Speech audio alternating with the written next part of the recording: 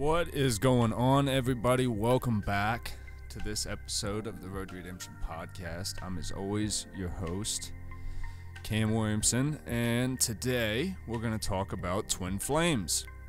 The twin flame connection. This is a spiritual term. If you haven't heard of it, then you are just like myself. I may have to close this because this is crazy distracting. Hold on. 1 second. Alright, much better.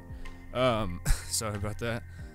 If you've never heard of twin flames, it came into my perspective of thought in like the middle of the quarantine. I think I follow a lot of like energies pages and like quantum pages and 1111 synchronicity type stuff.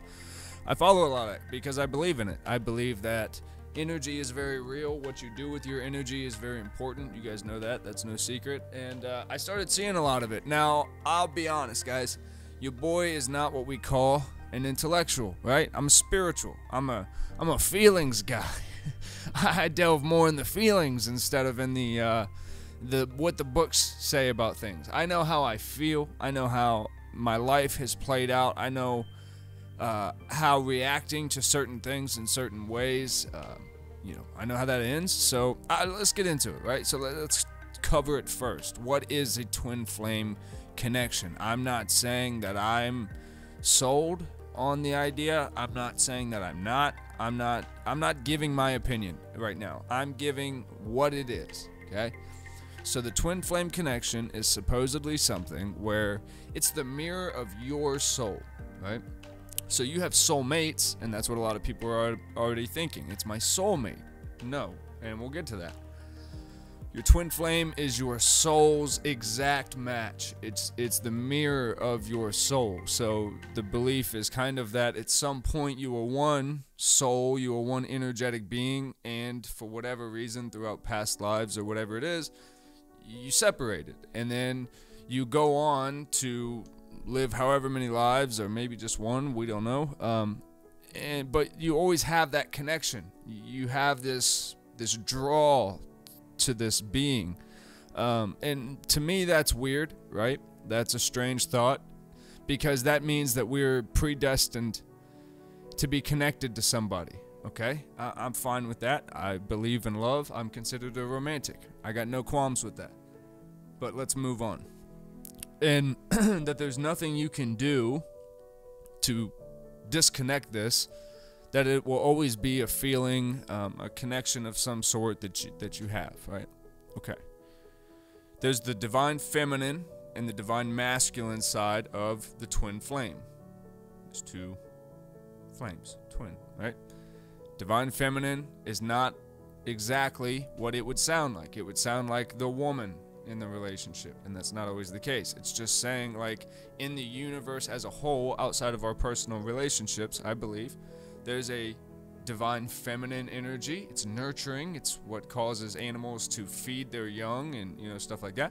And then there's the masculine energy, where the circle of life happens and lions tear apart wildebeests and shit like that.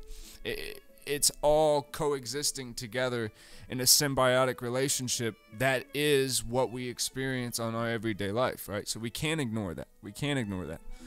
And then inside of ourselves, we have this same thing on a very primal level, and because we operate as one with the universe. Now, this is where, on a spiritual level, things get a little weird, right? Because if we're all one, then you have to then understand the idea that we do all break off into our own individual little micro hosts, and that is what we experience as our life, our 3D life, as the spirituality community likes to call it. 3D, 4D, 5D even. It sounds like you're getting a crazy TV, but you're not. You're just getting a lot of crazy shit to try to meditate on, really. So twin flame connections are different than your soulmate connection. And why is that? Your soulmates are people that could possibly come in and out of your life. They could come in your life and stay there. But at some point you had to encounter this person, this being, and you had to have some kind of relationship with them. According to people that talk about this crap a lot more than I do, twin flame is not that way. You could go your whole life feeling this draw to this person, this energy, and you could have never met them. Now, here's where we're going to get into my opinions on it, I guess, or my beliefs on it. If I believe, which I already admitted I do, that there's a divine feminine and a divine masculine energy throughout the entire world, well, then I would have to believe absolutely that they exist in our relationships. Yes? Yes. So, if you could have soulmates that are not only romantic, but you have friends, you have parents and family members who you connect to on a soul level, and Lord knows we don't connect to every member of our family on a soul level. We barely connect with them on a three-dimensional level. We can't hardly stand each other a lot of the times, right? And if we are destined to be created, which all spiritual type beliefs would say that we're created by something, whether it was a Big Bang Theory, deity that we choose to call whatever we choose to call it, or however the hell we got here, that would lead us to believe that you have a purpose on this earth. Now, I'm going to try to get through this. My entire life, I've known one feeling to my core, and that's love, right? And I know what that feeling is because it's all that I've ever been, and everything that is not that is repulsive to me, to my soul, to my core, right? And guys, love isn't always sunshine and rainbows. I know how cliche that sounds, but if you know what unconditional love is, which is supposedly what twin flame connections are, that means that the second unfortunate events or terrible things happen and you choose to, cut this situation off completely, which is apparently what happens oftentimes in these, is they go through different cycles. I'm not going to go through what all those cycles are because I don't know it well enough. But it's kind of a cat and mouse kind of game, and then there's a union thing where they come together, and everybody that talks about this always has the disclaimer, well, it may not happen this way for you. And I noticed that the tarot community is really heavy in this, and there's a lot of like, okay, I got the 9 of Cups card, and that means that this person's thinking this. Well, okay, let me say this. If it's supposed to be a personal reading and you upload it to the internet and 800,000 people listen to it and they all get the exact same message, it's kind of my same belief of when people give a good sermon in church. It's that speaker's job to connect to you on a real level and relate to you. And that's kind of the thing with the crystal ball psychics. That's why everyone calls them scam artists, because they say the most general shit in the world. You're here at a twin flame reading, and I have a feeling that your heart's been broken. Huh. Well, fucking thanks. You're here at a twin flame reading, and I have a feeling that you can't stop thinking about this other. But fucking duh. Right? So, are twin flame relationships real? Is that even a thing? Or can human beings get hopelessly connected to somebody that they've encountered in their life? And I think you have to encounter them. How can you crave something you've never had, right? It's tough to say that. And I know I kind of bailed when I got emotional. I'm working on it.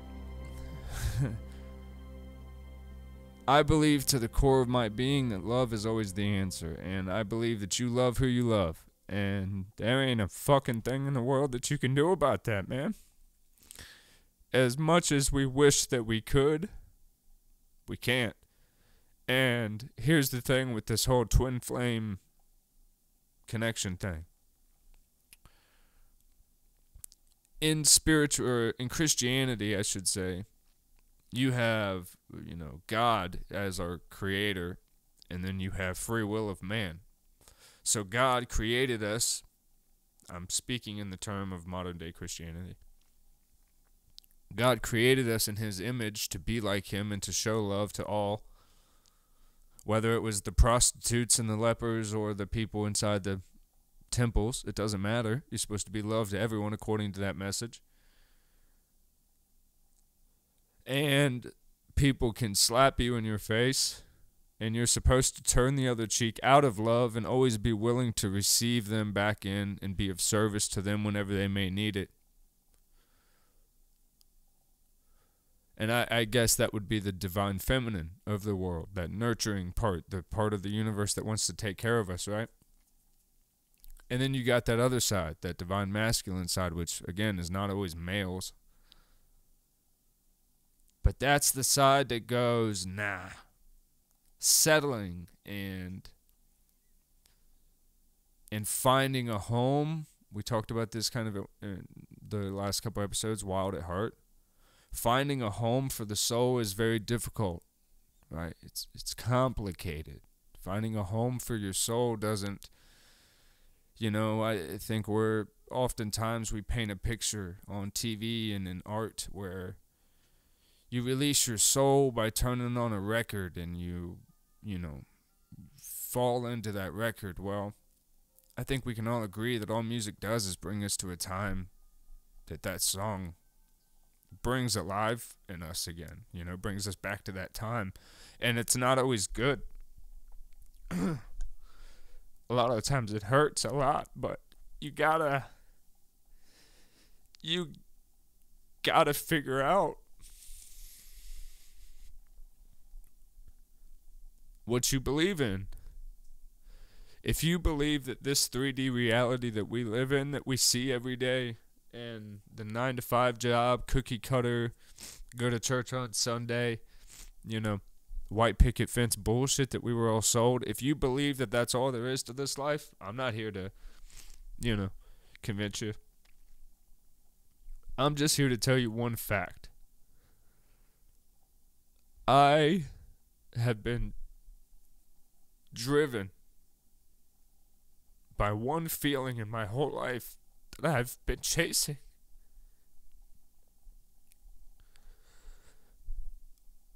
That feeling. And I don't know what that feeling is.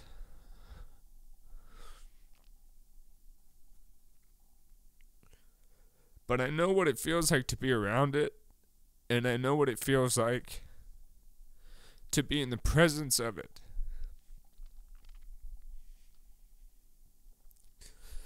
And I can tell you that when I'm making content, and I'm being honest with you guys, as ugly as it may be sometimes,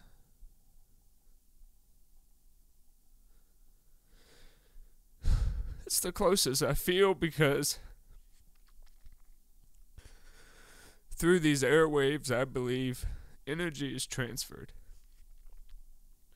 And so is love.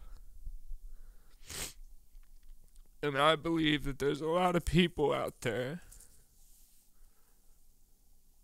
that know what I'm talking about. And they know that nagging feeling inside.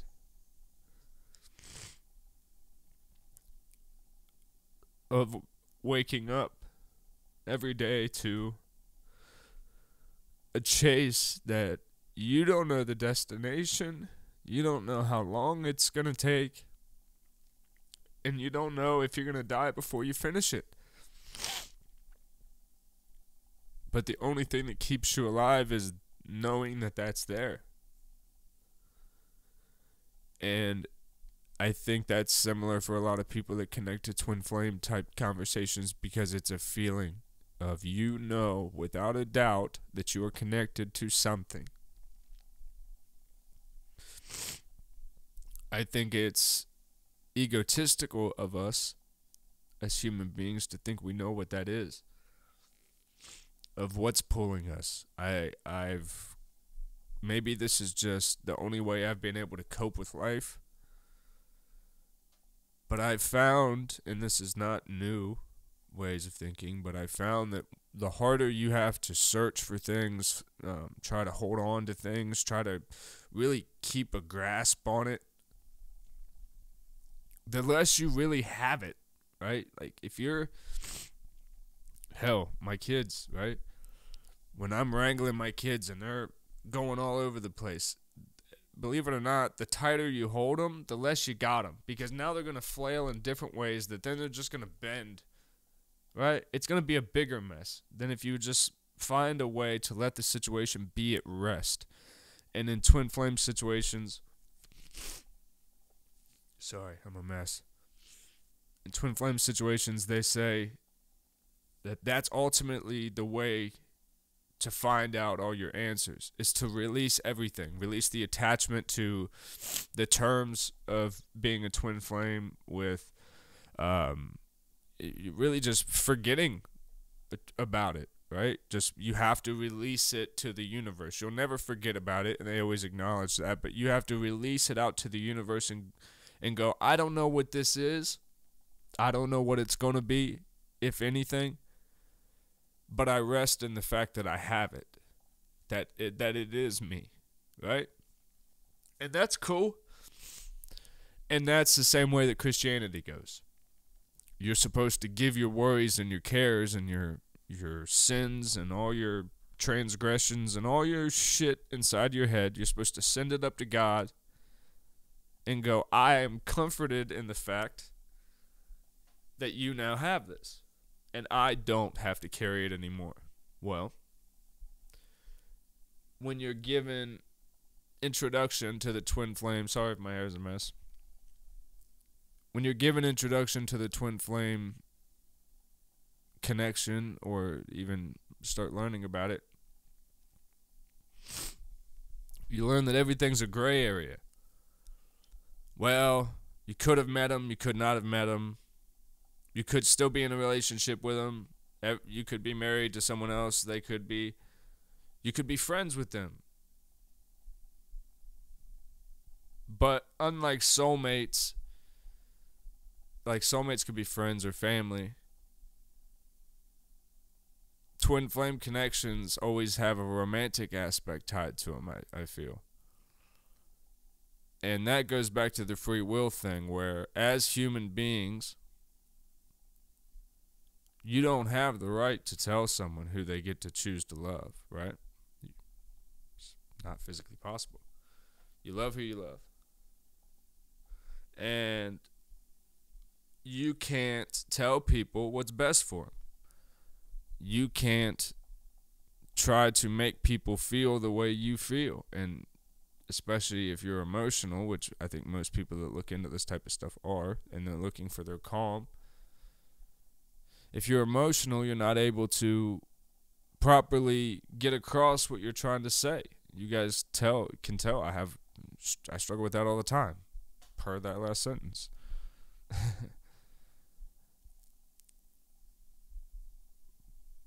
But like anything in life, we learn, if you can't control it, then what? Let it go. Stop trying to control it. Stop trying to chase it. Stop trying to constantly keep it a part of your life if you know that it always has been and always will be. All right? That's anything, right? That's any relationship. That's anything. If you have to chase it, it's not meant to be. But you're not supposed to keep that type of dedication. With a twin flame connection, you're supposed to always stay open and always stay. And it's not supposed to. You have no choice, right? You have no choice. No matter what's said, no matter what's done in the universe, things will always be what they are. People will fall dead when they do. People will make the mistakes that they do. And we do land on these little blips on the map that we do, and we build realities in those places. I'm someone who believes that your reality is what you make it, and I've tried very hard to be an example of that. And sometimes it's not great, sometimes reality is tough, and sometimes reality is painful, but I'm always very honest that if you're trying to create the reality you want, if you're willing to go through the bullshit, and you're willing to be honest and you're willing to be vulnerable, then anything can happen. Anything can be made possible, but you can't make other people want anything. Or, it's the same thing with addiction. You can't make an addict get clean if they don't want to get clean, right? If they have no desire to be engaged in like sobriety or anything, well, they're not going to stay sober. People will always do what they want to do. That's the hardest thing of life. And that's why I think the twin flame connection thing, in conclusion, is kind of horseshit. Because if it was real, then both people would have the same burning, passion for the connection, or both entities, I should say, would have the same conviction to chase it and to be there and not give up and not, stuff like that. I think to say that you connect to somebody on a soul level is obvious. That happens every day. I think you can do that walking through a grocery store. I think some people more than others, but I think you could look at somebody and connect to their soul and go, oh, you're having a rough day, man. And I think intuitively that's why we pay for people's coffee and we hold doors as customary, because we go, let me help you. Let me help you. I know life is hard. Let me help you in any way I can. So I would like to believe that if the twin flame connection is real, it's on a universal span like we were talking about, where throughout the universe there is masculine and feminine energy. We know that. There is good and there is evil. And I believe that what energies you give off will always come back to you. So I believe that, and like I said, I think a lot of this is forcing myself to think this way as a new way of training my brain. But to go, if you have to wonder, then it's probably not real, right? Right? If you don't know from the beat of your core, if you don't know, it's probably not real. If you have to guess, if you have to question, and this is the other thing about relationships in general, guys.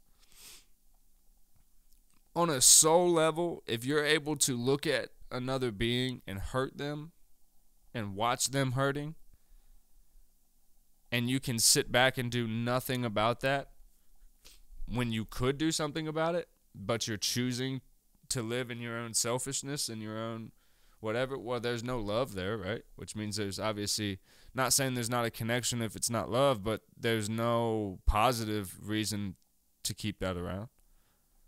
So to give people these life sentences of going, oh, well, just because your brain tells you that you're connected in this way, and because of that, the thoughts keep reoccurring in your mind, well, that means that there's some divine reason that this happens. Again, people like me would love to believe that. It would give validity to my life.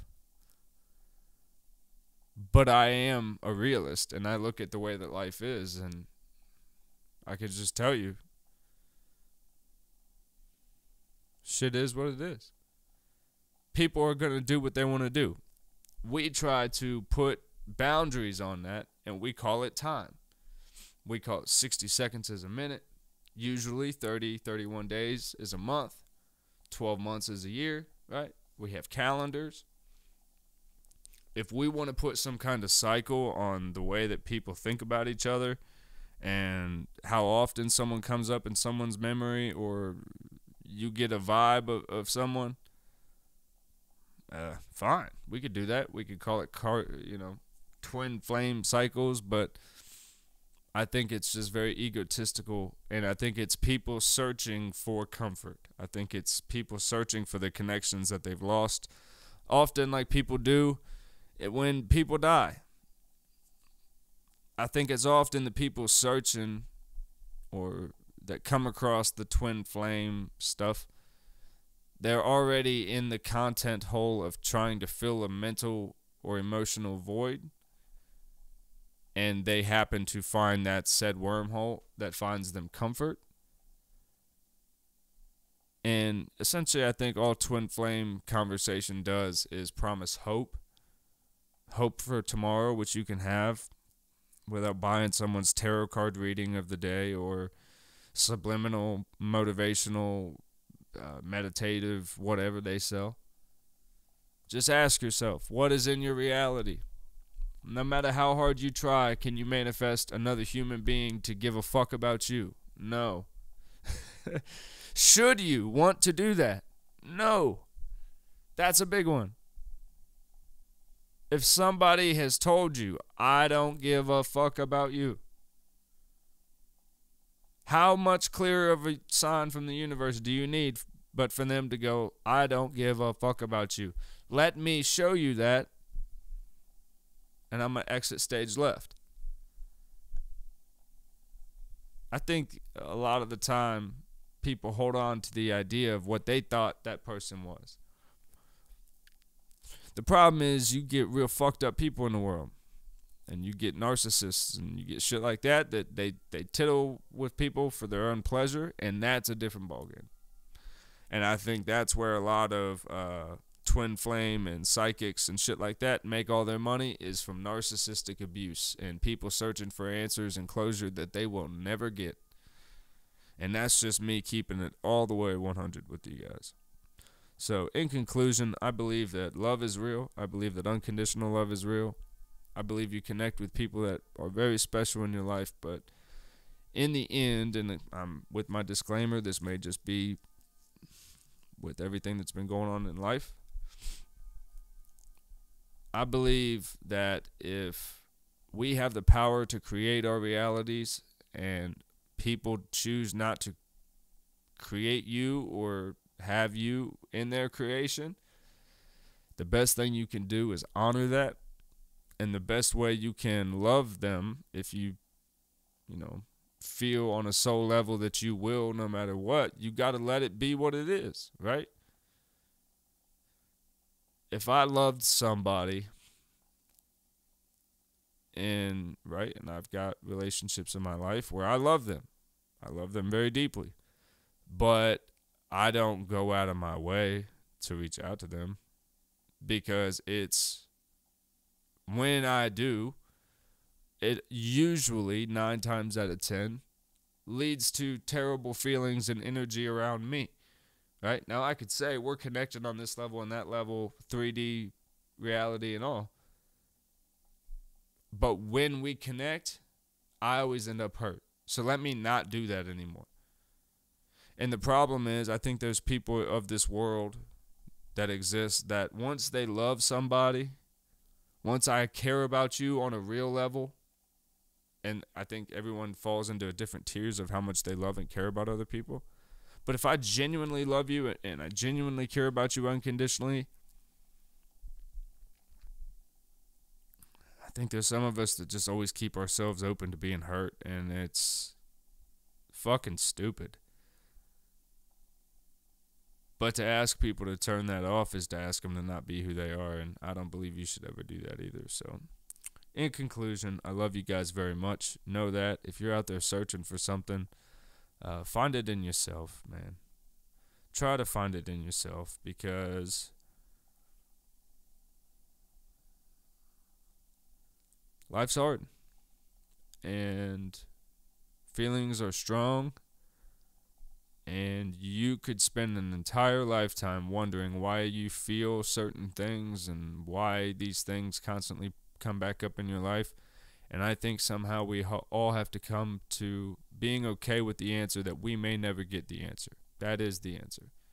That the answers may never come. And if you can't choose to be happy in whatever moment you're in, well, I think the universe has got a very sad story coming for you with a very sad ending. And I don't want that for any of us. So let's try to keep picking each other up, even on the darkest days, I love you guys very much. I'll see you later.